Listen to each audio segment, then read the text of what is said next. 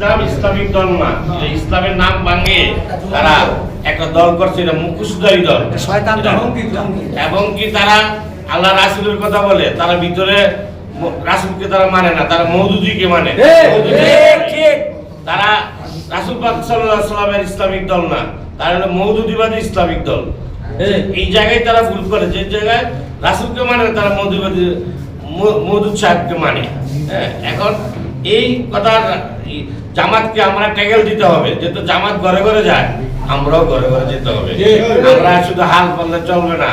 আমরা কেউ নেতারা আমরা তারেক রহমানের কথা শুনি না, আমাদের নেতা তারেক রহমানের কথা আমরা শুনি না। আমাদের তারেক রহমান বলতেছে কঠিন হবে নির্বাচন। আজকে আপনারা দেখছেন ঢাকা বিশ্ববিদ্যালয়, জাহাঙ্গীরনগর বিশ্ববিদ্যালয় কি হয়েছে। তাইলে আমরা এখন থেকেই সজাগ হতে হবে, ঠিক হয়ে যেতে হবে, তাইলে আমাদের ভবিষ্যৎ অন্ধকার হবে।